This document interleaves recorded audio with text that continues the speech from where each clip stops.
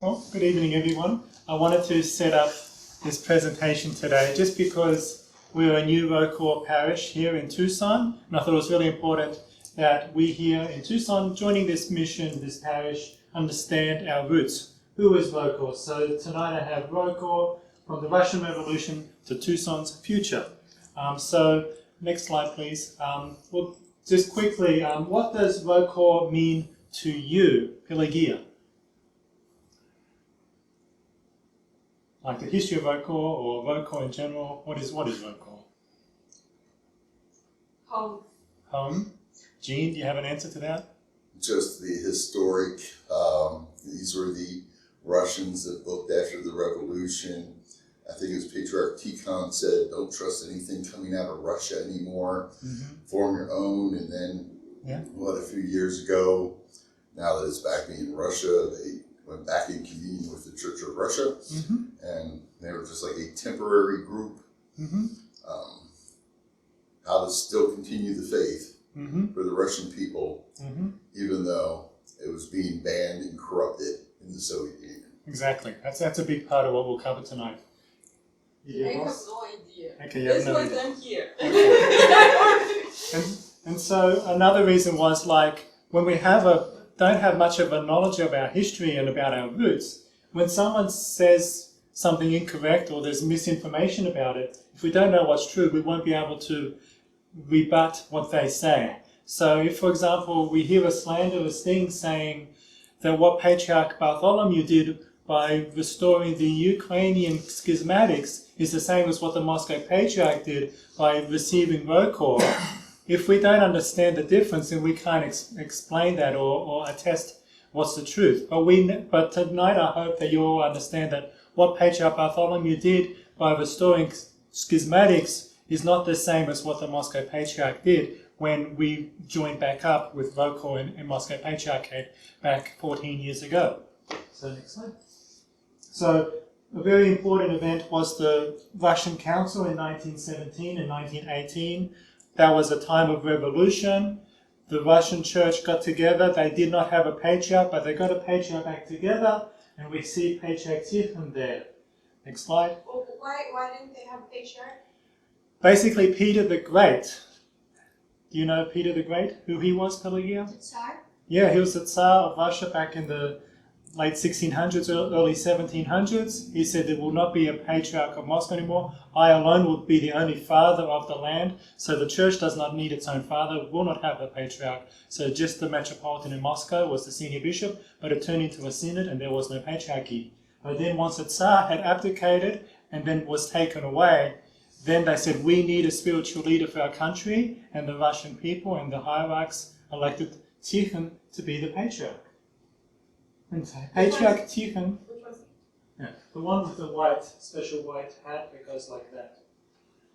And so when we have Patriarch in Moscow, there was the Civil War began in 1917, and there was a group of Russian Orthodox who didn't have a connection to Moscow. And they found themselves in the southern part of Russia. There was other groups in the far east of Russia, all over, but the Red Army, which was the Soviet army, was pushing the loyalists to the Tsar away from Moscow and away from the center, and they were getting pushed out. And eventually a group of bishops came together in the southern part of Russia and basically formed together what's called the ecclesiastical administration, and they met. And we know that what they did was legal and correct because Patriarch Tikhon actually accepted all their decisions. So even though they were isolated behind the White Army's lines, had no connection to the central authority in Moscow, when finally communication opened up, Patriarch Tikhon and the Synod actually accepted all those decisions which this temporary authority actually made. So any bishops that they moved, they accepted. Any bishops that retired, they accepted. And all the other decisions were actually put in the register of the Moscow Patriarchate. And so things kept on going, and this group actually found itself even further away from Moscow. And so St. Tikhon actually put out an ukaz, which basically was the foundation for R.O.C.O.R, which basically stated that we need to get the bishops together. And here's the main line from that saying, if a diocese loses contact with the Supreme Central Ecclesiastical Administration, basically the Patriarch in Moscow and the Synod, or for some reason it discontinues its activities, then the diocesan bishop should unite with the bishop in its neighbouring dioceses in order to organise a higher body of ecclesiastical authority. If this then should prove impossible, then the diocesan bishop should himself exercise full control. And so that's exactly what the bishops did in southern Ukraine. But then they were pushed, and when the White Army departed Russia, they went through Crimea, they went on all these ships, and they went to Constantinople. And there was about 150,000 people evacuated by Crimea when the Red Army already invaded the southern part of Russia. So in 1920, 150 White Army people and others left Russia, went to Constantinople. In total, the number of Russians leaving Russia at this time was somewhere between 1 million and 2.5 million. There's never been an exact count, but somewhere in that range. And because that's such a large number, more than 1 million people, then all those people needed humanitarian help. They needed spiritual support, and for this reason, the Russian Church abroad, which was still called the Supreme Ecclesiastical Authority, supported those people. And the Ecumenical Patriarch of Constantinople, when these bishops came on those ships to Constantinople, he gave them the authority to make their own decisions. He told the Russian bishops, lead your people. Even though you're here in canonical territory of Constantinople, you have a need with all these Russians flocking Russia.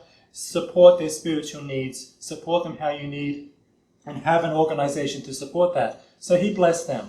But then, with time, the immigration continued further. It left Constantinople. That was a time of a lot of upheaval in that part of the world after World War I, with the Ottoman Empire falling, Greeks leaving Constantinople, going back to Greece, Turks coming back to that part of the world. There was a lot of upheaval. It was not a good place for all these Russians to be in the islands in Constantinople and Gallipoli and those places. So they were looking for a more stable place. The Patriarch of Serbia invited Metropolitan Anthony, who was the senior bishop.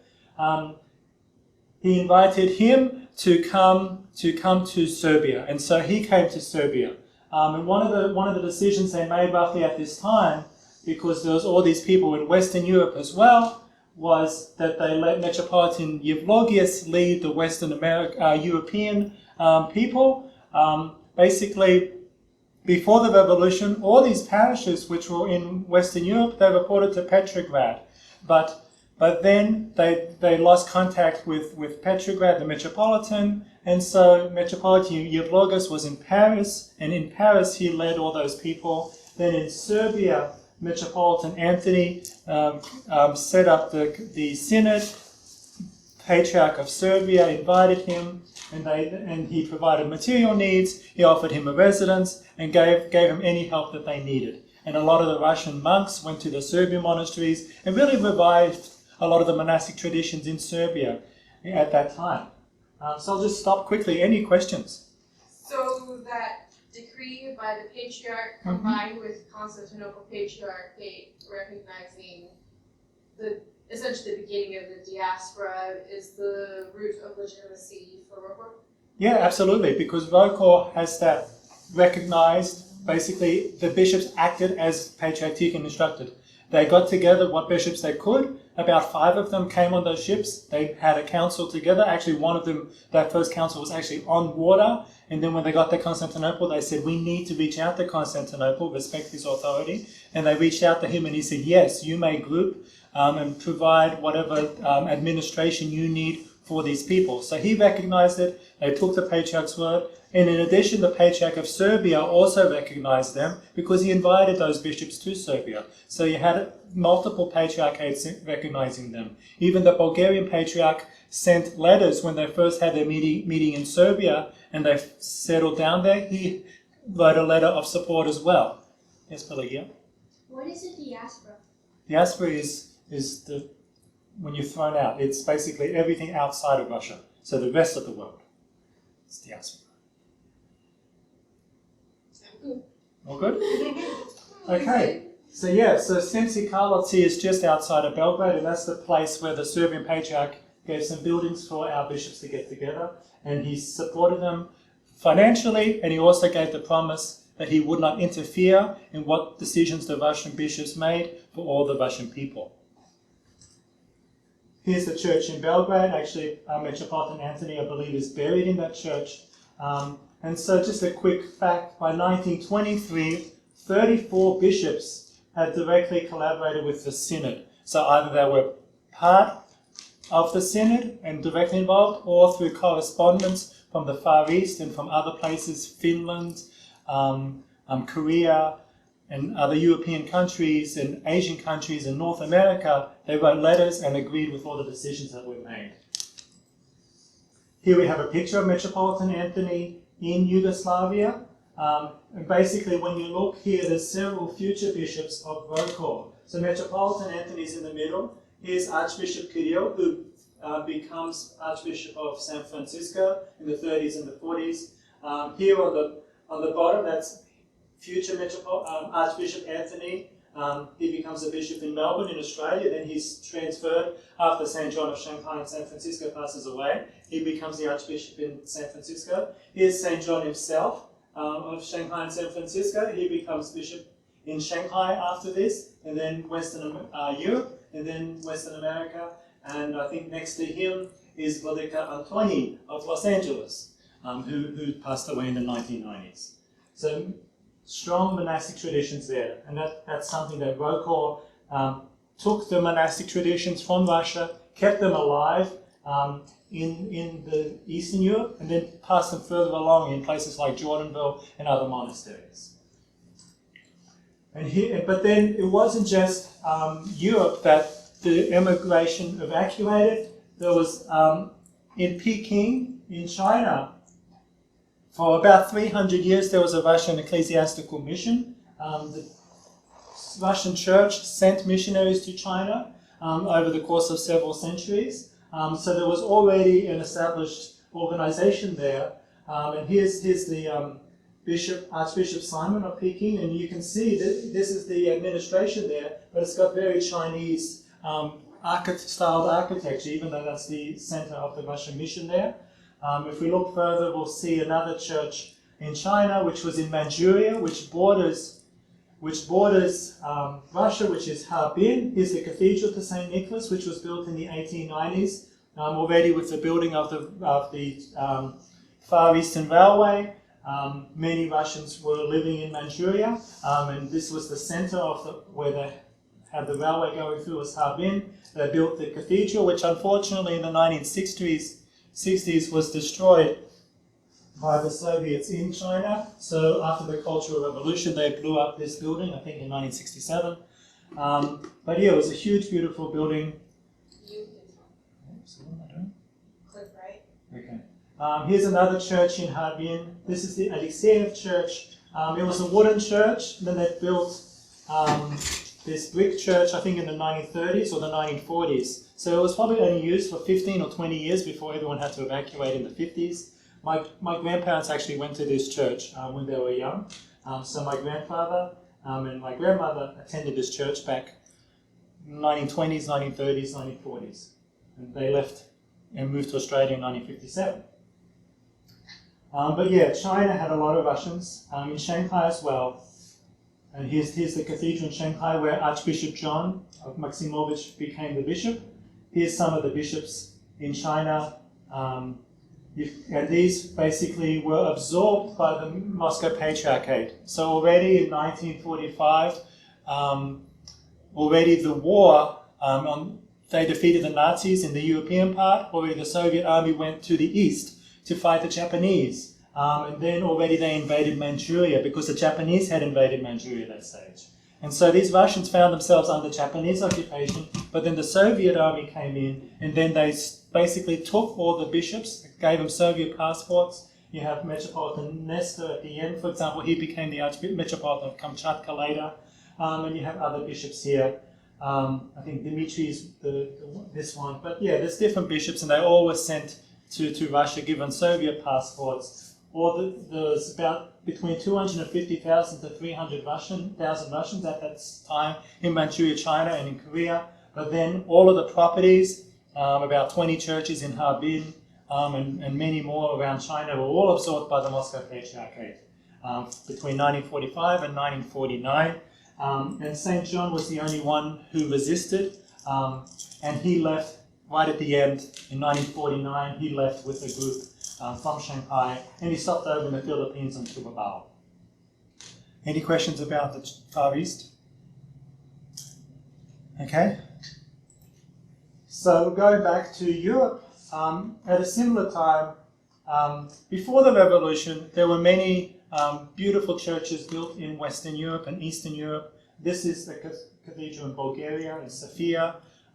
These churches were either embassy churches from Tsarist Russia, or they were built, where there were large Russian populations before the revolution, or maybe vacation places, like in Germany, there was like places where lots of Russians would go to spas, or in southern France, lots of Russians would go to the beach. They built churches in these areas. A lot of these originally went to ROCOR and fell under the Western European diocese, but then with time, especially in this, what became behind the Iron Curtain in the Soviet bloc, like in Bulgaria, these churches were stolen from ROCOR, and the Moscow Patriarch took them back because basically, as the Western European countries started recognizing the Soviet Union diplomatically in the early 20s, then as part of those diplomatic talks, the lawyers and the Soviet government basically claimed all this Russian territory for itself. And so the Russian Church abroad lost a lot of properties in the 1920s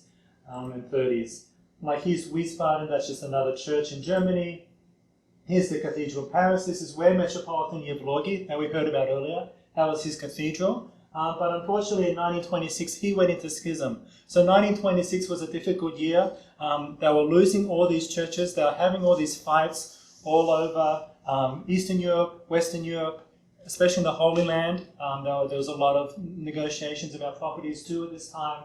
But then Metropolitan Yevlogi, he started to resist the decisions of the Synod. He knew Metropolitan Anthony was the senior metropolitan, and he respected him as such. But he didn't want to submit as a ruling diocesan bishop to the decisions of the Synod. He said, I can do my own thing, and the bishops in the Far East should do their own thing. The bishops in North America should do their own thing, and let the Serbian, central authority just look after Eastern Europe. That was his philosophy. So he stopped supporting the decisions of the Synod. There was a vicar bishop was sent to Germany. He disagreed with that, and so basically they broke ties. He separated himself, and basically as Western European, he says, we are the descendants of the Russian Church, and we break ourselves off from all the other Russian Orthodox churches, which found themselves in the diaspora. So, you mentioned about the Eastern, in China, like how the invasion happened during the war and all the back to MP. So what was ROCOR? So ROCOR was like that. Those were our churches they stole from us, but Yes. now we're part of MP. How do you reconcile those, like that attitude back then? Like you call it stolen from ROCOR, but technically it's MP, and MPs were recognized back then. So wasn't it legitimate? Just stealing back of the churches since they invaded? Well, it wasn't legitimate because essentially you will get to it. Metropolitan Anastasi, who became the next metropolitan after Vladika Antoni, he said, we, as the Russian Church outside of Russia, are the free voice of the Russian Church, because the decisions which are being made in the Soviet Union are under pressure by the atheist government. And so those decisions were not accepted. And so any kind of aggressive acts by the Moscow Patriarch at that time was under pressure by the Soviet government. And so so they're not, in a way, legal in that sense. Now, yeah, it's water under the bridge. Times have passed. But that's why, even coming into the 1990s and the early 2000s, people still remembered a lot of these things that happened in these times. And that's why they were apprehensive about rejoining with Moscow when we finally did join up again. So this is a bit about our connection with the church in Moscow. ROCOR, after Patriarch Tikhon died, he basically wrote a will and appointed successors as locum tenens of the patriarchal throne. Patriarch Tikhon said, first, when I die, if I die, this will be the next in line. Then after him will be the next in line. After him will be the next in line.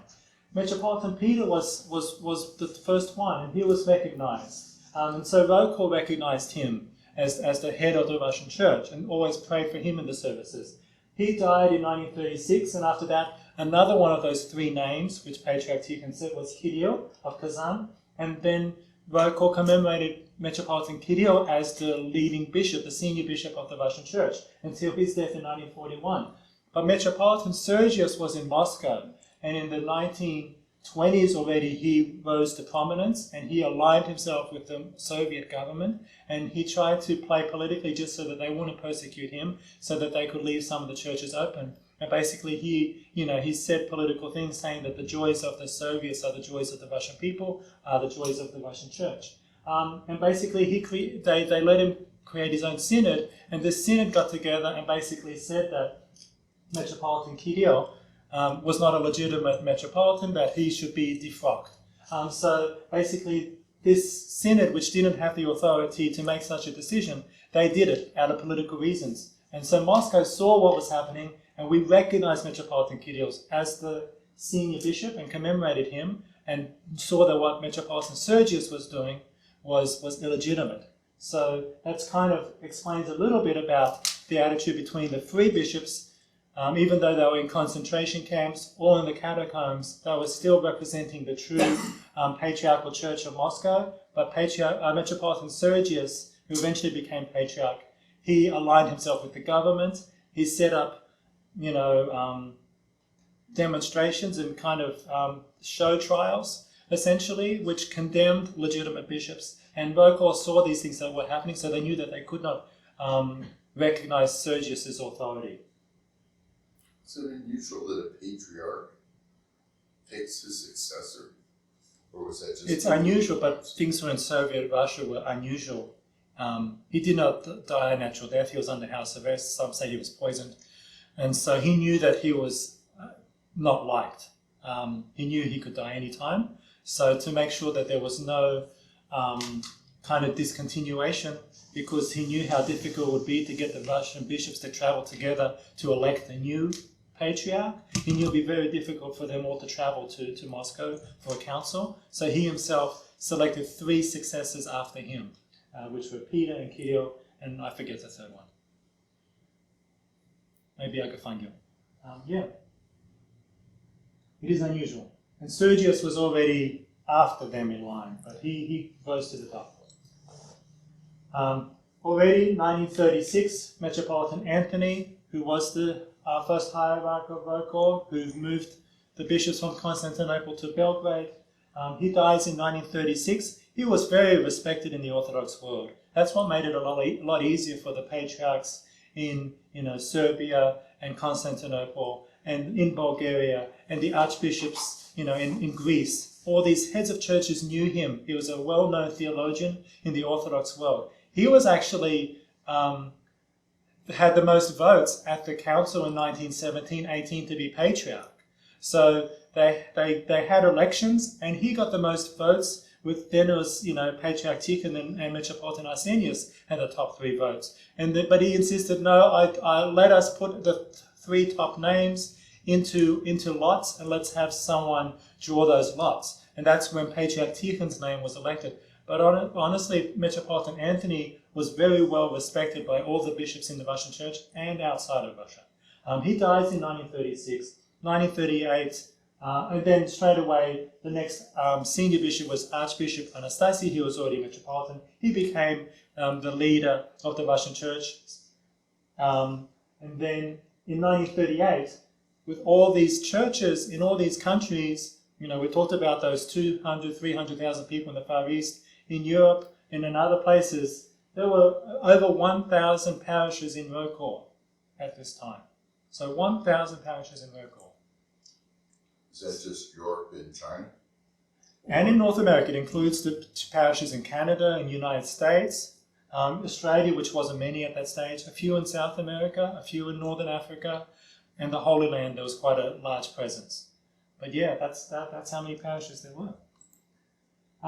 Here's just an example of a beautiful church built around this time. Is dedicated to St. Job, because that's the the Russian Church always had the respect for the royal family. Since they weren't glorified yet, the royal martyrs, there was a lot of respect to Saint Job, whose son Nicholas's birthday was on the same day as Saint Job. So they built a church dedicated to Saint Job to maintain that connection to the royal family. And this was built in Brussels, in Belgium, in the 1930s and 40s. Saint Job, yes. Job. Is it in Job from the Bible or a different Job? Saint Job, yeah, the long suffering. Yes. I wanted to pick lots of photos and put lots of slides in because there's so many beautiful Russian churches that we could show, but I just picked a couple from Europe and we're going to keep moving along. One big thing, there was pressure in 1945 in Eastern Asia. A lot of the bishops and churches were closed down and being absorbed into Moscow Patriarchate. Like I said, in Europe, with the diplomatic ties with the Soviet government, a lot of properties were going under the Moscow Patriarchate. And even the Moscow Patriarch was directly appealing to these bishops who found themselves outside of the borders of the Soviet Union to come and join them. Yeah. Back to Metropolitan Anthony in Yes. 1936 and the fact that with Patriarch Tikhon, Yes. does ROCOR view it as, that it was like God's will that he wasn't chosen patriarch because he was so respected that allowed him to legitimately set up ROCOR outside? Is that... We believe it's God's will that, he would have been a great patriarch, but taking all these people and leading all these Russian refugees outside of Russia, that takes a special person, and to found the church, to organize it in such a way so that it has recognition from all these other countries and leaders, Orthodox leaders, it required a special person. And we believe Metropolitan Anthony, was chosen to do that job because he had those relationships with all these bishops outside of Russia. And so he had a much easier job than any other bishop possibly at that time would have to do that. Yeah. So basically 1945, end of World War II, basically the Moscow Patriarchate already had a patriarch now. Sergius became patriarch, I think it was 1944 or 43, around there, right before the end of the World War. And then Alexei I becomes patriarch. He reaches out to the bishops in all these other countries and asks them to recognize them. Metropolitan Eulogius, like we talked about before, who was in Paris, he accepted that invitation, and he, with his parishes of the Western Europe, actually joined Moscow Patriarch. So even though he had been under Constantinople for a little bit, he actually left Constantinople and went under Moscow. But Metropolitan Anastasius said, no way are we going to go under Moscow because of the pressures. Because he saw what Metropolitan Sergius did to the other bishops. He says, how can we honestly support the church that is going to let the bishops and priests and monks and all these people die for their faith, die as martyrs, and pretend that they were actually enemies of the state? We cannot say that they were martyrs. We cannot say that they were enemies of the state, which is what the Soviet government was saying, which is why they were put in these camps and killed. He says, we cannot say that. We have to say that they truly were martyrs. And to honor their memory, we must wait until the Russian church in Moscow is free again before we can join it. So he stood up to that. And that's a famous quote there. I won't read it. At this time, so 1945, we see there are 16 bishops remaining with ROCOR. So a lot of them were absorbed under Moscow Patriarchate, but 16 remained. 5 were in Europe. 9 of them were in North America. 1 was in South America, yes. 1 was in South America and 1 was in China. So, no, China. 1 in China. So the one in China was St. John of Shanghai. He remained loyal to ROCOR. Then there was 1 in South America, 9 in North America, 5 in Europe. Yeah. I was just wondering, is that St. John of Shanghai to the far left? No, he didn't get to America yet. So these are the bishops in America in the 1940s. So that's Metropolitan Theophilus. He led the Orthodox bishops in America. So I spoke a little bit about the schism with the Western European churches in ROCOR. There was a similar schism at the same time with the bishops in North America and ROCOR. So Metropolitan Platon was then, in 1926, the same year that Yevlogi split off. So in 1926, there was a united church. Then all of a sudden, there was 3 Russian churches which found themselves outside of Russia. They tried to diplomatically come back together with the ones in Western Europe. It did not work. But with the ones in America, it did. So in 1935, the bishops in America agreed to rejoin the Serbian, the bishops in Serbia, in Semci-Karlovci, and they were united again in the 1940s. And here's a picture of those bishops who were part of ROCOR, but who found themselves in North America. Metropolitan Vitali, for example, Archbishop Vitali, for example, he was, consecrated during those years from ROCOR. He then, when the 2 bishops in North America left, he stayed with ROCOR, and then when they came back, he joined up again with the bishops in North America. But then in 1946, Metropolitan Theophilus, he was pressured, even though he recognized the church in Serbia. There were many of his inner circle who wanted autocephaly. They said, this is North America, we're the American Orthodox Church, we've been here for over 200 years, we should have autocephaly, we shouldn't be subjected to bishops in war-torn Yugoslavia. Let's do our own thing. They tried to talk to the Moscow Patriarchate, but those talks fell through, and they said, if those talks fall through, we still want to maintain a certain level of autonomy. And so they had a council in Cleveland, and they voted 187 to 61 that the metropolia, these bishops in North America, would be separate from the bishops in Yugoslavia. And so that's when the final split happened between the metropolia and ROCOR, and we haven't been able to join again. Metropolia eventually got its autocephaly in 1970 from Moscow, and that became the OCA, Orthodox Church of America. But at 2 times they were part of ROCOR. Any questions about OCA? Not the splitting. But it seems like there's a lot of splitting happening with ROCOR. There was a lot of splitting. I mean, there was a revolution happening, there was world wars, there's a lot of communications were lost in this time with the bishops in Germany. In Munich, they were. Metropolitan Anastasi, he lost a lot of communication with a lot of people. The Soviet government, taking people. And then these people, who had lived away from Russia for a long time, were sweet-talked into thinking that the Moscow Patriarch was good, and they were trying to recognize Moscow again. And so there's a lot of confusion. Yeah. So yeah.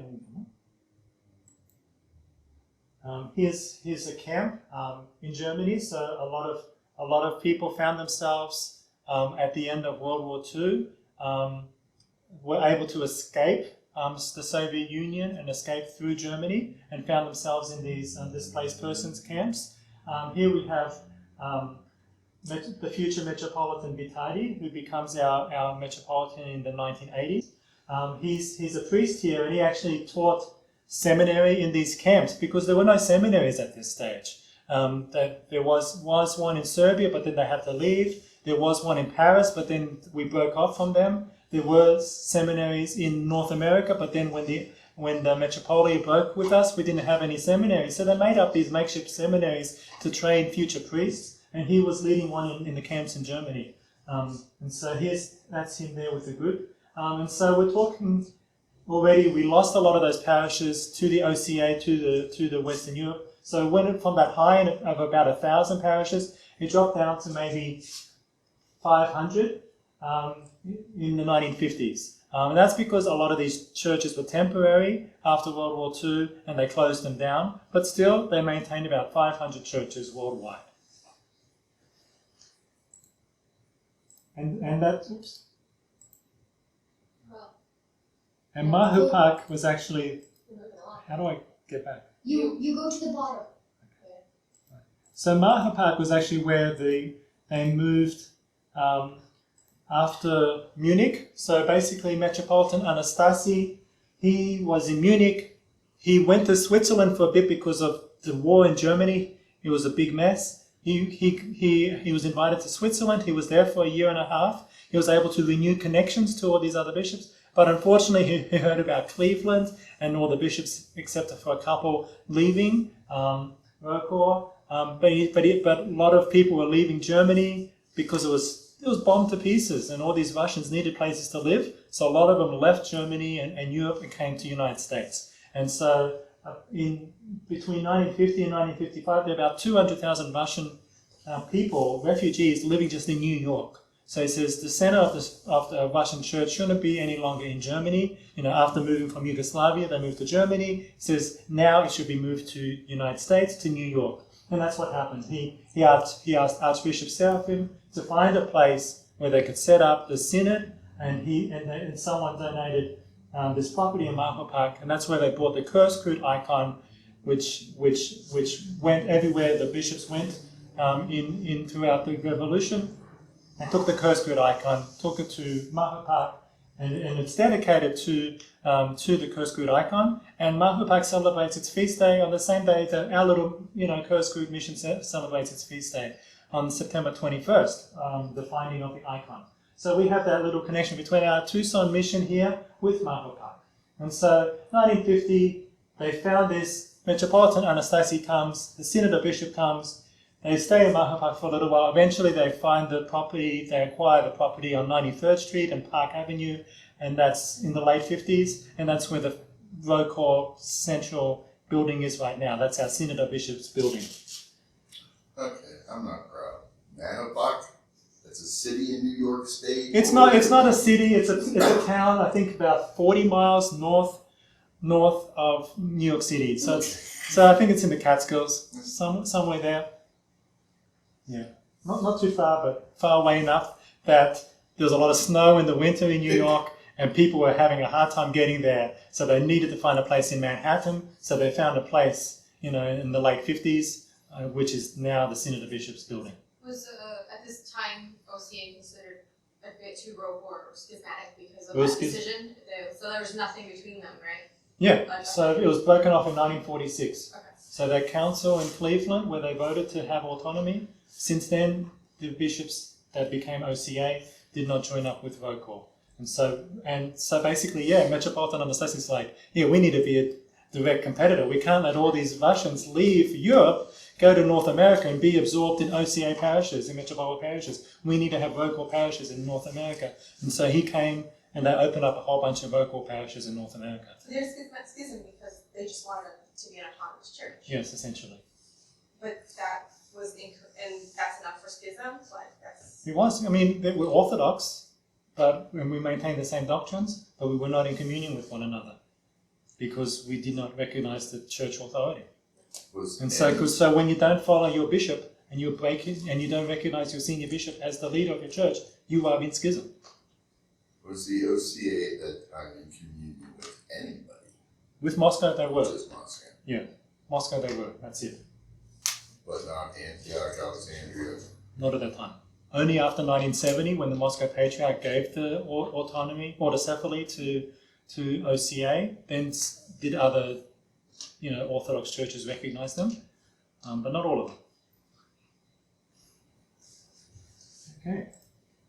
And so just a couple of pictures from North America. Here, for example, is the cathedral in Seattle, which was built in the 1930s. This was when the bishops from the Metropolitan and ROCOR were together again.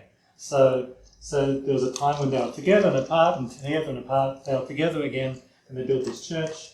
San Francisco Cathedral, you might see the domes look very much like the one in Shanghai. That's because St. John, he wanted the domes to replicate the cathedral he knew in Shanghai, and he became Archbishop in San Francisco, and he finished the building of the cathedral, Joy of All This Sorrow. Here's another church, Jackson, New Jersey. This was dedicated to the 1,000 years of baptism in Russia. And so Jordanville, like I said earlier, there were no seminaries for a while. The bishops realized that they needed to train more priests up. So they found a way to join the monastery, which was Holy Trinity Monastery in upstate New York, Jordanville. There was a couple of monks there, and from early 30s, 1930, they found a monastery. But then a group of monks from Carpatho, Russia came, and they settled in with the monks there, and then they opened up a seminary. They built the Holy Trinity Cathedral, which was consecrated in 1951. and this is Archbishop of of Jordanville, of Holy Trinity, and then the future Archbishop of Jordanville, who became Metropolitan Lois. Right here is Bishop still of Manhattan.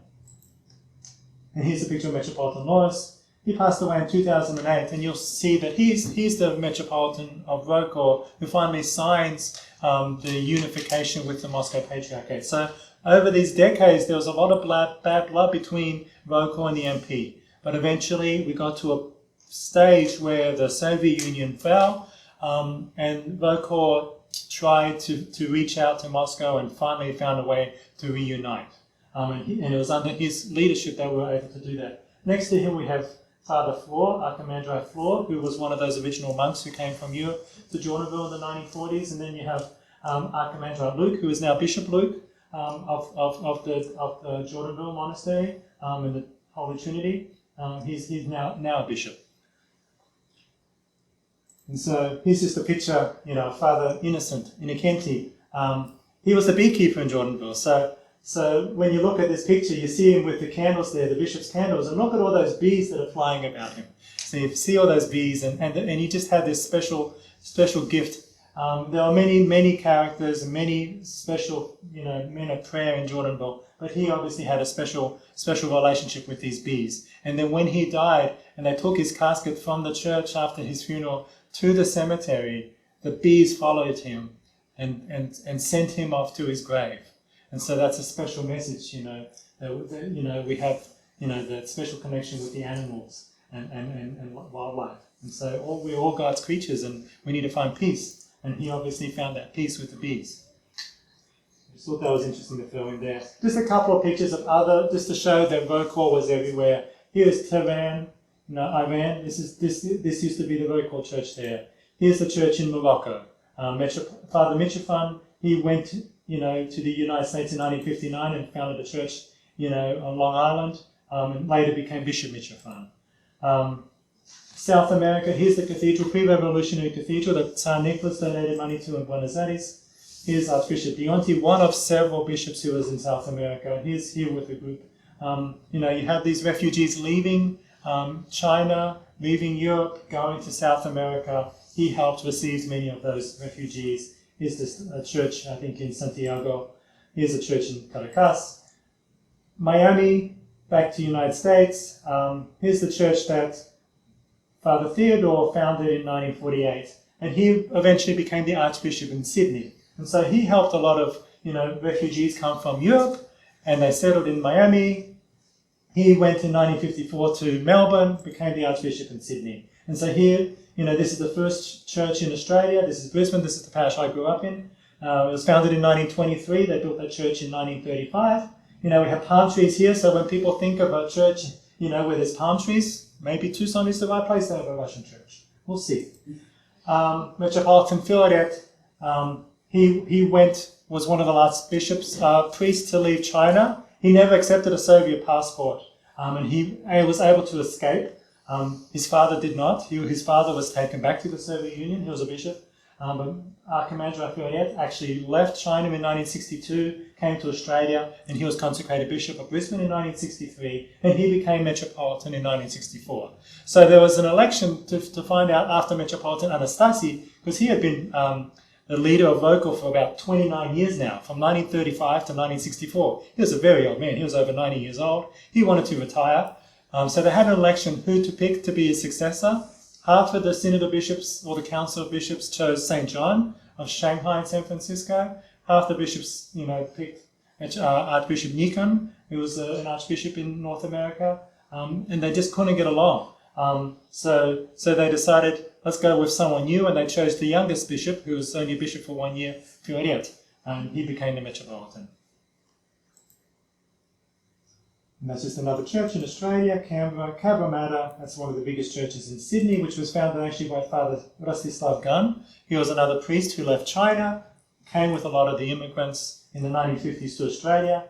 He founded that church, and that's actually his grandson, Father Seraphim Gunn, who's a priest in R.O.C.O.R in New York, in Long Island, which was actually where Bishop Mitrofan was actually the priest. And so you see this connection between all these dioceses dioceses and regions. So you have priests and bishops in China, end up in Australia, have a connection to America, to Europe, to South America. It goes all over, which is part of the point I want to make, that ROCOR embraced all of these members of the Russian Orthodox Church into one. So it wasn't divided into separate countries, but we were one ROCOR church. And obviously we had our bishops in different regions to lead the faithful in those areas. Here's the last priest who passed away about 5 years ago, Father Michael Lee. He was in China.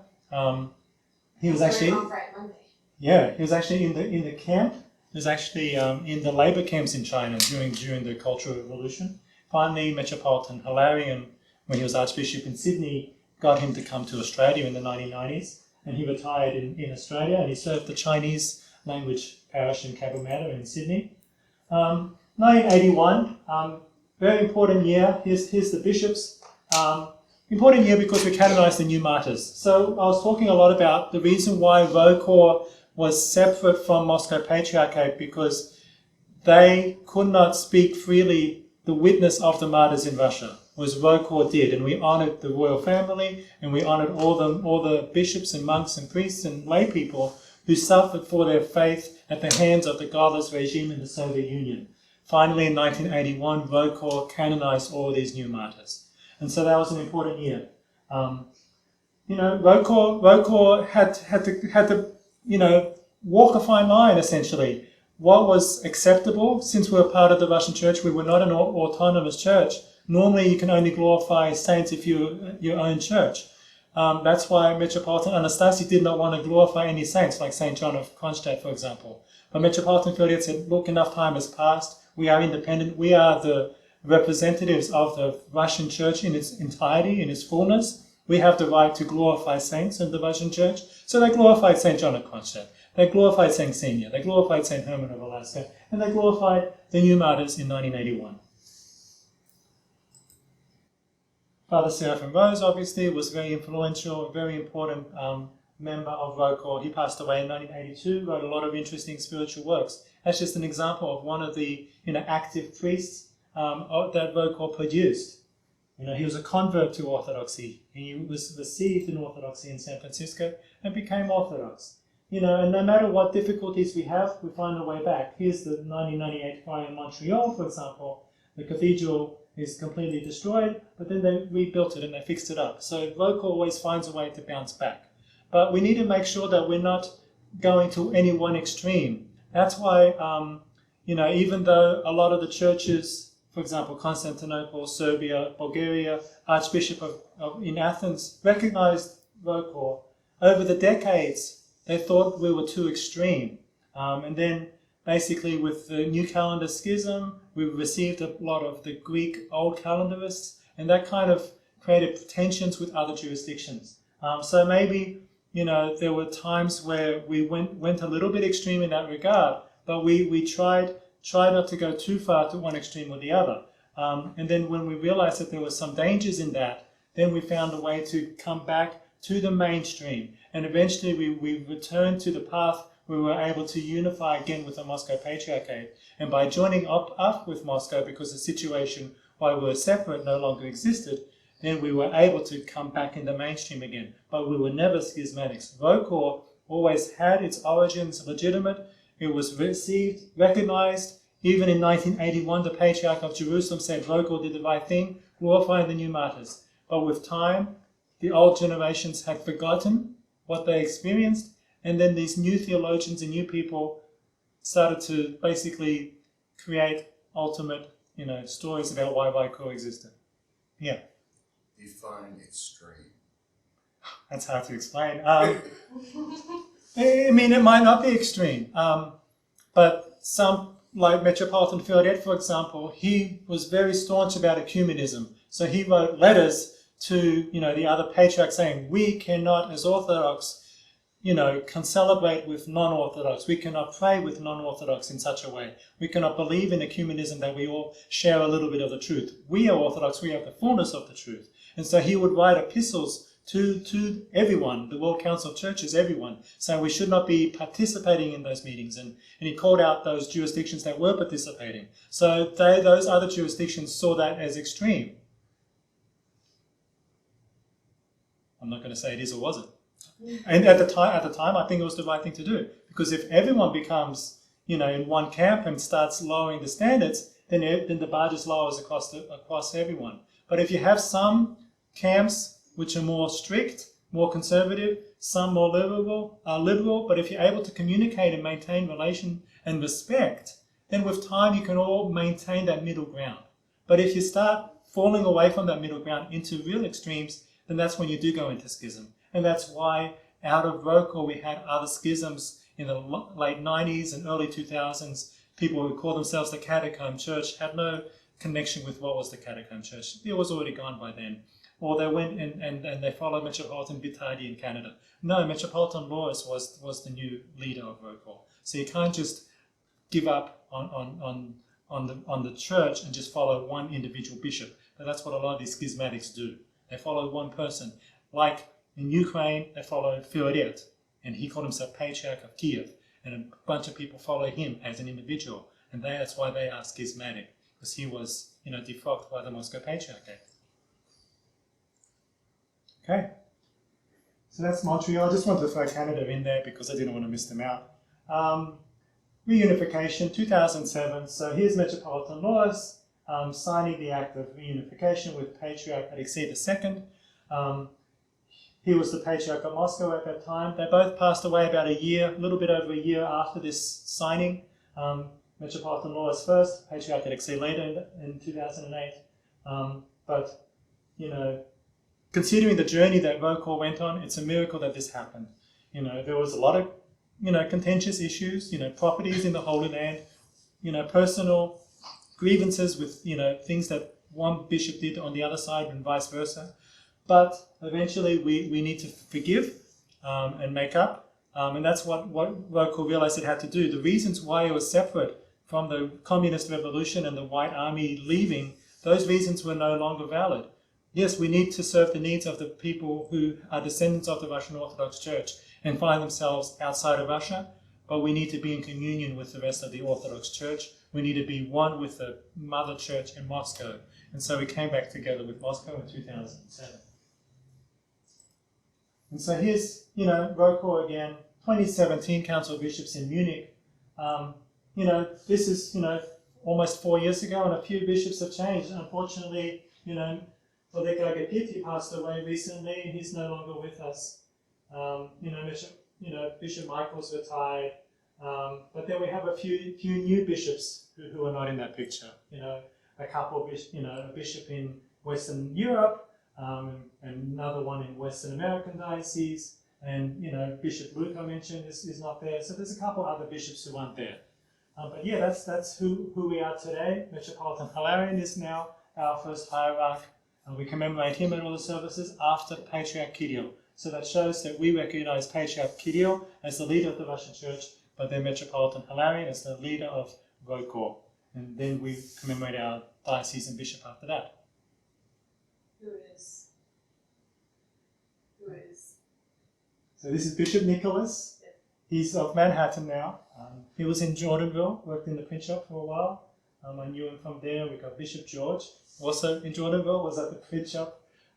He was spent time on Mount Athos, and he returned to Jordanville, and he was elected bishop. He's now in Canberra, Vicar Bishop in Canberra. He was in West Virginia for a while, Bishop of Mayfield. Bishop John, he's in Caracas, South America, the only bishop in South America now. Vladika Michael is retired now. Vladika Gabriel is Archbishop of Canada. Archbishop Peter of Chicago, Mid-America. Vladika Agapit passed away. He was Vicar Bishop in Germany, Stuttgart. Vladika Theodosi, Bishop of Seattle, Vicar Bishop of Seattle. Vladika Irinier, he's now Bishop of London, and he has an assistant bishop in Europe, Western Europe. Archbishop Mark is now Metropolitan. He's Metropolitan Mark. He's in Germany. Archbishop Kirill of San Francisco, he's our ruling bishop. And so Bishop James is not there, and he's another vicar bishop we have. And that's about it. And so what does this mean, for Tucson? That's just a link a really good website where you can get a lot of, information. But going over this talk, we see the history, and can we better answer someone who says, like at the beginning I said, what the Constantinople Patriarch, by recognizing the schismatics in Ukraine, that's akin to Moscow Patriarch recognizing ROCOR. Can we say that they're two equal things? They're not, and now we can answer why a little bit better. Did we learn anything else from tonight's little talk? It's complicated. It's complicated, yeah. I mean, a lot of people have pride, and a lot of bishops, get misguided, but then they repent again. Like we saw, some of the bishops left and come back again. They repent and they find the truth again and make peace. It's never too late to come back. The prodigal son is always welcome. So yeah, but we need to always pray for our bishops that they continue to lead us correctly and divide the word of truth. And that's why we pray every liturgy for them. And they get attacked much more than we did. Yes. So let's pray for the bishops. God give them wisdom, and let's remember that we are part of the Russian Orthodox Church outside of Russia. Yeah, we have the history with the immigration, and we have this history with leaving Russia because of the revolution and finding ourselves in all parts of the world. But now we choose to live in the countries we live in. We choose to live in beautiful Arizona. And so we're here, and we want to found, a Russian Orthodox Church here. Does that mean we have to speak Russian and do everything Russian? No. But we should have some understanding of our traditions and respect for that legacy which has been passed on over the generations. We should try to keep that torch alight. Any final comments? Okay. Well, thanks for listening.